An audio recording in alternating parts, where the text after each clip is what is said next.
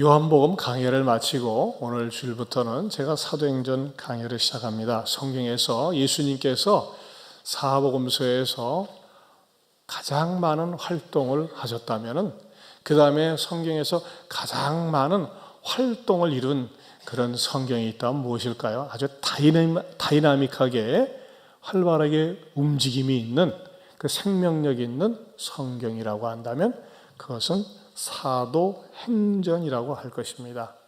행동하는 전기가 바로 사도행전입니다.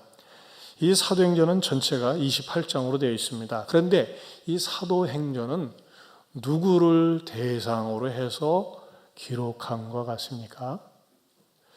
예를 들면 마태, 마가, 누가, 요한복음은 이 성경을 기록한 저자들의 대상자들이 있습니다. 마태복음은 유태인들을 대상으로 해서 광범위하게 기록한 것입니다. 마가복음은 로마 이방인들을 대상으로 해서 또 요한복음은 모든 사람을 대상으로 해서 썼습니다. 그런데 이 사도행전은 누굴 대상으로 해서 쓴 것 같습니까? 한 사람을 대상으로 해서 기록하기 시작했다고 하는 것입니다. 그 한 사람이 누굴까요? 데오빌로라고 하는 한 사람입니다. 그래서 1장 1절에 보면 어떻게 시작이 됩니까? 데오빌로요. 오늘 설교 제목이 뭡니까? 데오빌로요. 자, 이 한 사람을 통해서 주시는 은혜가 무엇인지 여러분들에게 말씀을 증거하고자 합니다. 이 오늘 말씀을 통해서 우리에게 주시는 영적인 교훈이 뭡니까? 첫째로 한 사람에 대한 지극한 관심으로 기록했다고 하는 것입니다. 이 사도행전은 누가 기록을 했냐면요, 누가라고 하는 의사가 기록을 했습니다. 여러분, 예나 지금이나 의사라고 하는 직업은 연구도 많이 하고 공부도 많이 하고 일도 많고 바쁩니다. 그런데도 불구하고 이 누가라고 하는 사람이 데오빌로라고 하는 사람을 염두에 두고 장문의 글을 쓴 것이 바로 이 사도행전이라고 하는 것입니다. 그래서 1장 1절에 보면 데오빌로요, 내가 먼저 쓴 글에는, 내가라고 하는 그 주어가 나오지 않습니까? 이 내가는 바로 누가 자신을 얘기합니다. 그리고 데오빌로요, 내가 먼저 쓴 글, 거기다 줄을 치세요. 내가 먼저 쓴 글. 내가 먼저 쓴 글은 뭘 얘기할까요? 누가복음을 얘기합니다. 이 누가는요, 누가복음도 썼습니다. 그런데 이 누가복음도 데오빌라를 염두에 두고 쓰기 시작했다고 하는 것입니다. 그야말로 장문의 편지를 썼는데 누가복음 1장 3절에 이렇게 시작을 하고 있습니다. 같이 읽어볼까요? 시작. 그 모든 일을 근원부터 자세히 미루어 살핀 나도 데오빌로 각하에게 차례대로 써 보내는 것이 좋은 줄 알았노니. 거기 보면요, 누구에게? 데오빌로 각하에게라고 하는 호칭을 붙이고 있습니다. 사실 각하라는 말은 요즘 잘 쓰지 않습니다. 옛날에 우리 대통령을 호칭할 때 대통령 각하 그랬어요. 각하라고 하는 것은 상대방을 높여주는 그런 존칭어가 되죠. 특별히 고급 관료들에게 붙였던 그런 명칭입니다. 한마디로 데오빌로는 그냥 평범한 사람은 분명히 아니고 좀 세상적으로 지위가 있는 그런 사람임을 알 수가 있습니다. 근데 여러분, 우리 일반 상식으로 지위가 높은 사람, 일반 평범한 서민이 대하기 쉽지 않은 지위가 높은 사람들일수록 아랫사람들이 무엇을 보고할 때, 무엇을 글을 올릴 때 길고 자세한 걸 좋아합니까? 간단 명료한 걸 좋아합니까? 그렇죠? 뭐 길게 설명을 야야 그거 간단하게 해라, 간단하게 그렇게 합니다. 왜? 워낙 들을 말도 많고 볼 것도 많으니까요, 길게 하는 건 지루해합니다. 그런데 이 누가는 어떻게 했어요? 사도행전은 전체가 28장으로 되어 있고 누가복음은 24장으로 되어 있습니다. 전부 합쳐서 몇 장입니까? 52장입니다. 52장이나 되는 긴 편지를 누구에게? 데오빌로에게 써서 그로 하여금 읽도록 했다고 하는 것입니다. 여러분, 이런 태도는요, 지극한 관심이 아니면은 이렇게 쓸 수가 없습니다. 여러분 옛날에 연애 편지 써보신 분 있죠? 요즘은 그런 편지 잘 안 써요. 그냥 카톡으로 문자로 하기 때문에. 근데 내가 관심이 없는데 자세한 문장이 나옵니까? 안 나옵니다. 한때는 옛날에 우리 어린 시절에 지금도 지금 하는지 모르겠어요. 국군 아저씨들에게 쓰는 편지 해가지고 막 썼어요. 쓸 게 별로 없어요. 그냥 몇 페이지 쓰다 보면 말아요. 왜 그러죠? 상대방에 대해서 알지도 못하지만 별로 큰 깊은 관심이 없기 때문에. 그러나 우리가 상대방에 대해서 정말 관심이 있고 애정이 있으면 어떻게 합니까? 자세하게 상세하게 글을 써서 상대방에게 전달한다고 하는 것입니다. 저도 어떤 개인에게 편지를 써서 감격을 경험한 적이 있습니다. 이 스마트폰이 보급되기 전에 강정규라고 하는 그런 형제가 있었습니다. 그분이 저한테 이렇게 어느 날 편지를 보내왔었습니다. 저는 육신의 장애 핸디캡을 안고 철들 무렵 너는 쟤는 존재해서는 안 된다는 아픔으로 가족 몰래 울면서 육신의 아픔보다 가슴으로 참으며 아픔을 견뎌야 하는 큰 고통을 안고 살아왔습니다. 그냥 부모님 따라 예배당에 왔다 갔다 하며 부모님을 존경하기에 형식적인 거래처 교회를 출석했지요. 그러면서 사회를 알고 자영업을 하며 결혼도 하였습니다. 그저 나의 종교는 기독교라는 것 외에는 참다운 신앙이 뭔지, 왜 믿어야 하는지, 천국은 꼭 있는지, 구원은 꼭 받아야 하는지 깊이 있는 신앙생활은 확신이 없기에 참여하고 싶지 않았고 마음이 있으면 1년에 10번 정도 가고 마는 완전히 형식적인 교인이었습니다. 그런 가운데 현실 경제 앞에서 다른 사람에 의해 내가 일궈놓은 사업 터전마저도 22년 만에 간판을 내리고 한순간에 그간의 보람의 대가마저 잃고 말았습니다. 그리고 상처를 받고 교회 생활을 푹 쉬고 있었을 때에 목사님께서 보내주신 23개월의 끈질긴 편지와 어느 집사님의 간절한 중보 기도를 통해서 작년 11월 30일 첫 발을 예안교회에 내딛게 되었지요. 목사님의 설교와 비전 등은 다른 모든 교회와는 다른 색다른 데가 있었습니다. 옛날에 다녔던 교회 생활은 그저 나 양심만 바르게 하고 생활을 하면 된다고 했었는데 막상 예안교회 와보니까 내가 가졌던 생각들이 굉장히 얼서울펐다는 것을 깨닫게 되었습니다.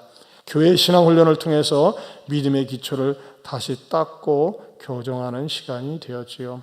그리고 무엇이 건강한 교회인가를 첫날부터 가슴에 와 다 열심히 믿지 않으면 안 된다는 사실도 이제 알게 되었습니다. 또 간절한 신앙생활을 하지 않으면 안 되고 이 교회만을 통해서 내가 참된 신앙생활을 할 수 있음과 그리고 역사만 오래된 그런 것보다는 역시 새로운 비전과 신앙이 자라도록 좋은 프로그램을 통해 한 영혼이라도 제대로 구원받게 하시려는 목사님의 지도력에 많은 은혜와 확신을 갖게 되었습니다. 나같이 미천한 사람도 예안교회에서는 환대와 동등한 한 영혼으로 맞이해 주시고 교회는 한 사람 한 사람 속에 진솔하고 참 은혜를 받아 행복한 모습을 볼 때 나도 하면 되겠구나 하는 용기와 믿음의 욕심을 갖게 됩니다. 저는 앞으로 모든 일에 교만하지 않고 목사님을 통해 주시는 주의 말씀 먹으며 세상의 어느 것보다도 중요한 믿음 생활을 통하여 예안교회에서 참된 신앙 생활을 성공할 것임을 확신하고 내가 받는 은혜를 잘 지키며 몸바칠 것을 약속합니다. 현실 교회들이 하지 못하지만 예수님께서 이 땅에 원하는 복음과 참된 믿음을 전하기 위해서 지금도 알지 못하는 많은 사람들을 위해 노력하며 기도하겠습니다. 그랬어요. 저는 이분에게요 23개월 동안 편지를 보내는지 몰랐어요. 근데 이 스마트폰 있기 전에 엽서로 편지로 계속 보냈어요. 그러고 보니까 이 자리에 앉아 계신 분 가운데 어떤 분도요 제가 늘 편지를 보내면은 부인을 통해서 한 번씩 물어봐요. 어때요? 내 편지 보고 계시나 했더니 안 보고 신발장 위에 놔둔대. 근데 지금 이 자리에 와 계신 분이 계세요. 참 얼마나 감격스러운지 몰라요. 저는 지금도 매주마다 문자로 이렇게 전도 대상자들에게 실족한 분들에게 보냅니다. 오늘 아침에도 토요일 날도 보내지만 오늘 아침에도 187명에게 이렇게 문자로 아침에 일어나서 보냈습니다. 좀 한번 들어보세요. 저는 시의성 있게 오늘은 이렇게 보냈습니다. 황사 낀 날씨가 기분 나쁘고 우중충한 것처럼 우리 인간과 하나님 사이에 이런 것들이 끼면 평강과 기쁨이 없습니다. 이런 것들은 바로 하나님을 떠나서 산 죄악들입니다. 하나님을 떠나 살면 행복한 것 같아도 결코 행복하지 않답니다. 그러나 하나님 앞에 나와서 불신의 죄를 자백하고 나의 죄를 위해서 십자가에 죽으시고 부활하신 예수님을 믿으면 천국이 내 안에 깃듭니다. 오늘은 복된 주일입니다. 꼭 교회에 나오셔서 예배를 드리고 하나님이 주시는 평안을 맛볼 수 있길 바랍니다. 오주환 목사들이 이렇게 보냈습니다. 또 우리 교회 어느 집사님도 매주 월요일이면은 그 컴퓨터 앞에 서서 주일날 들었던 말씀을 요약해가지고 거의 수백 명에게 보낸대요. 반응은 뭐 몇 분 있긴 하지만은 그러나 계속 뿌리고 보내다 보면은 어느 땐가는 결실을 얻을 것이라는 확신을 가지고 보냅니다. 저도 그렇습니다. 어느 때는요, 저도 낙심이 될 때 있어요. 하지만 꾸준히 하는 거예요, 꾸준히. 여러분, 누가는요, 이 정말 그야말로 데오빌로에게 꾸준히 일관성 있게 보냈습니다. 여러분들은 어떻습니까? 오늘 하다 말다 하지 않습니까? 일관성 있는 거, 꾸준하게 하는 것이 얼마나 하나님 앞에 복인지 몰라요. 제가 지난주 태국 수양에 우리 120여 명의 목사님들, 사모님들 있는 데 가서 그 말씀을 전했습니다. 저는 놀라운 사실은 예수님이 전도하러 이 땅에 오셨는데 예수님은 내가 전도를 통해서 몇 사람 결신하게 되었더라, 믿었더라 그런 기록이 없어요. 예수님을 전도를 하셨어요. 복음을 전하셨어요. 전하는 게 중요해요. 뿌리는 게 중요해요. 심는 게 중요해요. 근데 많은 목사님들이 때로는 너무나 하다가 열매가 없으니까 자포자기해서 그만두고 그러는 분들이 많이 있어요. 저는 어저께도 농협 앞에 나가서 길거리에 서서 지나가는 분들에게 복음을 전했습니다. 그러면서도 마음이 기쁘더라고요. 내가 주님 말씀 순종해서 이렇게 복음을 전한다는 그 자체가 기쁘더라고요. 여러분, 저는 성령님께서 저와 여러분들에게 때로는 문자를 통해서건 말을 통해서건 꾸준히 일관되게 영혼에 대한 관심을 가지고 나눌 수 있기를 축원합니다. 이제 오늘은 4월 마지막 주일입니다. 다음 주는 5월 1일 첫째 주일이면서 첫날이에요. 여러분 5월달을 맞이해서 이렇게 문자를 보내면 어떻겠습니까? 한번 읽어보십시다. 다 같이 시작. 화창한 5월을 맞이하여 첫째, 하나님의 사랑으로 은혜 대통. 둘째, 하시는 일마다 막힘없는 만사 형통. 셋째, 닫힌 마음의 문을 열고 배려하는 의사소통. 넷째, 늘 긍정적으로 웃으며 사는 요절 복통. 다섯째, 먼저 인사하고 먼저 안부 전하는 문자 한 통. 이 5통으로 행복한 5월 되세요. 어떻습니까? 여러분, 이런 문자를 가지고 상대방에게 축하하고 격려해주고 축복해주면요, 상대방이 나에 대해서 호의적인 감정을 갖고 좋은 관계가 유지된다고 하는 것입니다. 자, 이 사도행전을 기록했던 누가복음을 기록한 이 누가는요, 데오빌로라고 하는 한 사람을 대상으로 해서 편지를 쓰기 시작한 것이 성경이 되었어요. 그런데 누가는 어떤 영적인 전략이 있었어요. 그것은 뭐냐? 두 번째로 융통성 있는 지혜를 활용했다고 하는 것입니다. 사람이 융통성이 있어야 돼요.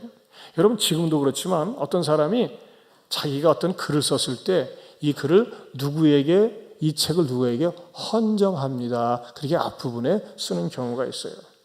사실 누가는 데오빌로에게 헌정하는 형식을 빌려서 복음서를 기록했습니다. 그런데 이 누가복음이나 사도행전은 그에게만 헌정된 것이 아니게 되었습니다. 세월이 지나면서 이 전반적인 흐름이 이방인과 약자에 대한 따뜻한 손길을 강조하는 선교 정신으로 가득 차 있고 탈유대적이고 그 다음에 이방인들에게 나아가는 것임을 고려할 때 결국 누가복음이나 사도행전은 데오빌로나 헬라인 성도들을 위해서뿐만 아니라 오고 가는 모든 인류를 대상으로 해서 쓰게 된 그런 하나님의 사랑의 편지였다고 하는 것입니다.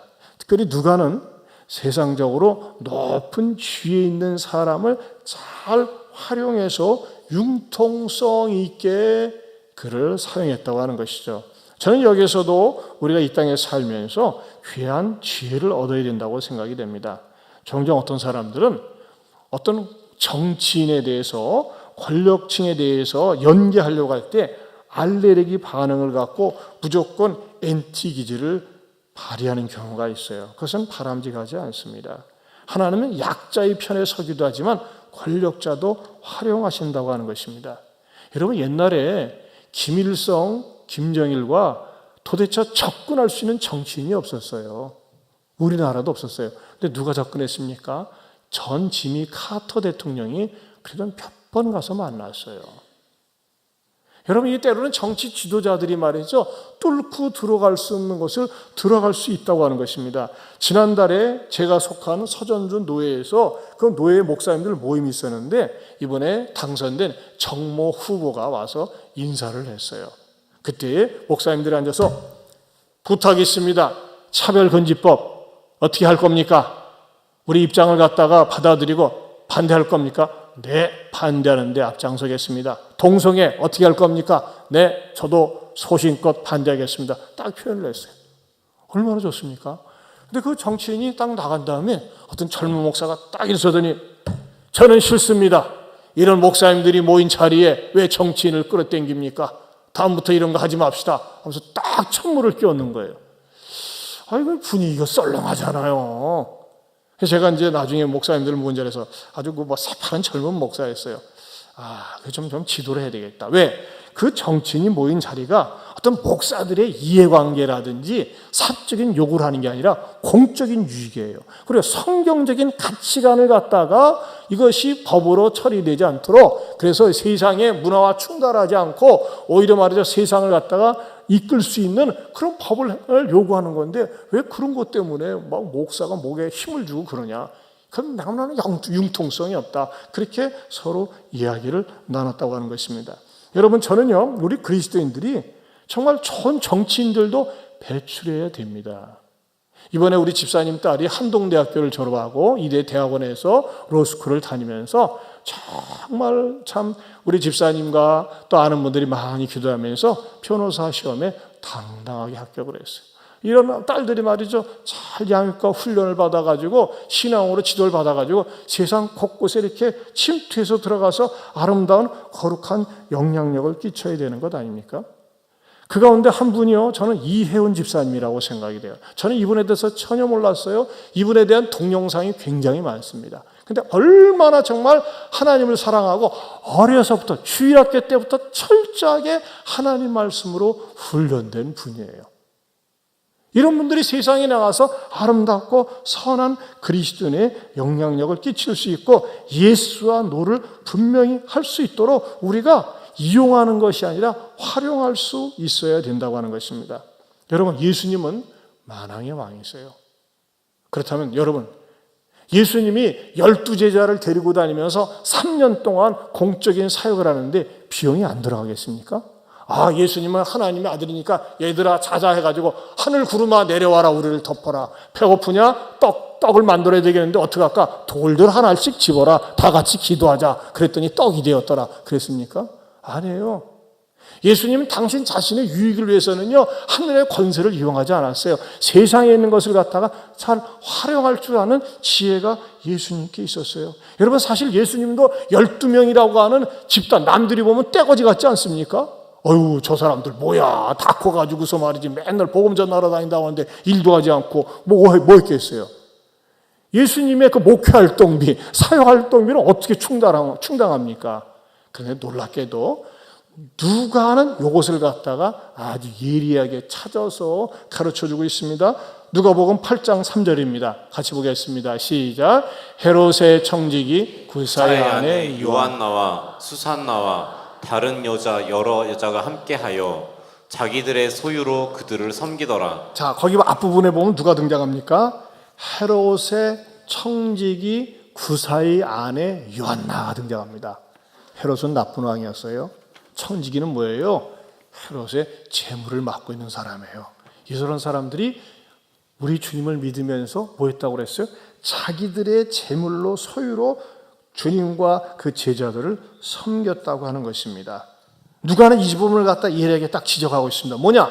예수님께서도 당시에 권력층에 있는 사람들이 회심해서 자기네들이 가지고 있는 재물을 가지고 주님과 제자들을 섬기도록 했다고 하는 것입니다. 이것은 무엇을 가르쳐 줍니까? 여러분, 교회 안에서도 어떤 분들은 이렇게 우리 찬양대처럼 찬양의 은사가 있는 분은 찬양을 가지고 섬기고, 재물의 은사가 있는 분이 있어요.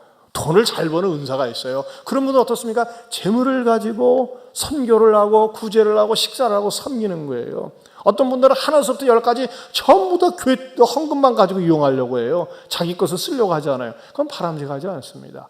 내가 가지고 때로는 점심도 사고 다른 사람들을 섬기고 받드는 거, 재물이 있을 경우 그걸 가지고 활용을 해야죠. 왜? 성경에 있는 그 헤롯의 청지 구사의 아내와 그 다른 여자분들도 어떻게 했어요? 소유로, 자기들의 소유를 가지고 주님과 그 제자들을 섬겼다고 가르쳐주고 있습니다. 이것은 뭡니까? 융통성 있는 지혜라는 것입니다. 여러분, 그리스도인들이 융통성이 있어야 돼요. 이것이 비진리가 아닌 이상 넓은 마음을 가지고 활용할 줄 아는 그 지혜가 융통성 있는 뱀 같은 지혜입니다. 우리 그리스도인들이 이 땅에 살면서 하나님께서 주시는 융통성 있는 지혜를 가지고 막힌 데를 뚫을 수 있는 은혜를 주시기를 바랍니다. 세 번째로는 한 잃어버린 영혼에 대한 사랑으로 쓴 편지였다는 것입니다. 한 잃어버린 영혼. 여러분, 우리가 오늘 설교 제목으로 삼고 맨 처음에 등장하는 데오빌로라고 하는 그 이름 자체가 그리스 히라버 이름이었습니다. 한마디로 얘기하면 데오빌로는 이방인이었어요. 이방인이면서 뭐였습니까? 권력자였습니다. 그런데 이 당시는 유대인들이 이방인에 의해서 지배를 받던 시대입니다. 우리 식으로 얘기하면 일본 사람한테 지배를 받는 거예요. 그럼 어떤 마음을 갖고 있어요? 이방인이면서 권력자예요. 우리를 지배하고 있어요. 그럼 어떤 감정이 있어요? 악감정이나 배타적인 감정을 가질 수가 있습니다. 그렇지 않습니까? 만약에 어떤 사람이 편지를 쓰는데 일본 관료한테 보낸다. 누가 이쁜 눈으로 보겠습니까? 그런데 그것을 알면서도 누가는 바로 데오빌로라고 하는 이방인 권력자에게 편지를 써서 자세하게 보냈습니다. 왜 그랬을까요? 누가의 관점에서 데오빌로도 구원을 필요로 하는 잃어버린 영혼이었기 때문에 그렇습니다. 우리가 그런 관점과 자세를 필요로 한다고 하는 것입니다. 특별히 이 누가는요, 잃어버린 영혼들에 대한 관심이 누구보다 많이 있었습니다. 그래서 유일하게 누가복음에 잃어버린 드라크마, 또 잃어버린 탕자, 잃어버린 양의 비유가 누가복음에만 나와 있다고 하는 것입니다. 누구로든지 차별을 두지 않았습니다. 가난한 사람이건 부유한 사람이건 유식한 사람이건 무식한 사람이건 차별을 두지 않고 복음을 전하는데 누가는 거기에 초점을 두고서 앞장섰다고 하는 것입니다. 특별히 삭개오의 스토리는 누가복음에만 등장을 합니다. 마태, 마가, 요한복음에는 없습니다. 삭개오는 어떤 사람이었습니까? 당시 사람들이 부러워하면서도 싫어하는 사람이었어요. 부러워하면서도 싫어해요. 왜 부러워하느냐? 삭개오는 돈이 많아 일단. 부럽잖아요. 삭개오는 세리장에 세무서장이에요. 얼마나 부럽습니까? 그러나 나쁜 놈이야. 왜? 자기 민족을 착취해가지고 세금을 말이죠 몇 배로 때려가면서 자기 배를 불리고 그 번 돈을 가지고 또 로마 아베르한테 갖다 주니까 사람들이 싫어했어요. 그런데 어떻습니까? 그 앞에서는 쩔쩔매야 돼요. 일단 권력자니까는. 그러면서도 가까이 하기에는 먼 당신이 누구였습니까? 바로 삭개오와 같은 불의의 사람들이었습니다. 그런데 이 삭개오가 말이죠, 그 마음속에 사람들이 자기를 싫어한다는 걸 알면서도, 가까이 하지 않은 걸 알면서도, 굽실대는 걸 알면서도 늘 외로움과 소외감 속에 있었습니다. 그런데 어느 날 예수님께서 여리고로 지나간다는 말을 듣습니다. 많은 사람들이 예수 얘기를 합니다. 이 삭개오는 자기가 물질적으로 풍요했지만, 세상적인 지위가 있었지만 만족하지 못했습니다. 그런데 예수에 대한 얘기를 들어보니까 예수는 영혼의 만족을 주고 인간의 구세주가 된다는 얘기를 듣고, 아하, 나도 좀 그분 좀 만나보고 싶다. 이렇게 내가 시종일관 졸고 있을 게 아니라 그분을 만나보고 싶다. 그런 마음을 가지고 예수가 지나간다는 길목으로 갔습니다. 그런데 어떡합니까? 사람들이 너무나 인산인해를 이루고 도대체 예수의 얼굴을 못 보겠는 거예요. 다리를 이렇게 쭉 올려도 못 보겠어요. 너무나 키가 작아가지고. 그래서 어떻게 합니까? 뽕나무, 돌무화과나무로 이번 개정성경에 이렇게 나와 있는데 올라가서 딱 나뭇잎 사이에 숨어서 봅니다. 매미처럼 쫙 달라붙습니다. 근데 예수가 딱 지나가다가 어떻게 합니까? 세상에 자기 나무 앞에 탁 서 있는 거예요. 가슴이 콩당콩당합니다. 왜 내 앞에 서 있는 것일까? 그런데 청천벽력과 같이 자기를 알고 삭개오야 부르는 거예요. 근데 그 다음 말이 더 충격입니다. 이 매국노야, 네 동족의 피를 빨아먹는 매국노야, 네가 감히 내 얼굴을 쳐다보다니 내 얼굴이 때가 끼겠다. 야, 수건 꺼내라, 내 얼굴 가려야 되겠다. 이렇게 말씀하시는 게 아니에요. 뭐라고 말씀하세요? 내려와, 내가 내 집에 유해해야 되겠어, 내 집에 신방 가야 되겠어, 그렇게 말씀하시는 거예요. 삭개오는 두근두근 떨리는 마음과 감격스러운 마음으로 남해에서 내려옵니다. 예수님을 모시고 자기 집으로 갑니다. 그런데 사람들이 뒤에서 얘기합니다. 아니, 예수 저거 지금 도대체 판단력이 있는 거야? 저런 나쁜 놈하고 어울려? 저런 나쁜 놈 집에 들어가? 하면서 막 수건대고 수근수근대고 궁시렁댑니다.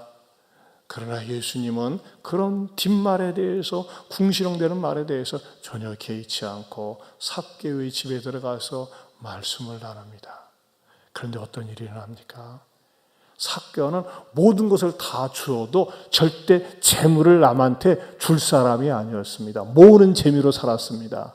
그런데 자기 재산의 절반을 뚝 잘라서 가난한 사람들에게 주겠다고, 또 그리고 남의 것을 강제로 빼앗은 것이 있으면 4배로 갚겠다고 선언을 합니다. 회심의 역사가 일어나는 것입니다. 그때 예수님께서 유명한 말씀을 하시죠. 구원이 이 집에 이르렀다고 하면서 누가복음 19장 10절을 같이 읽어보겠습니다. 시작.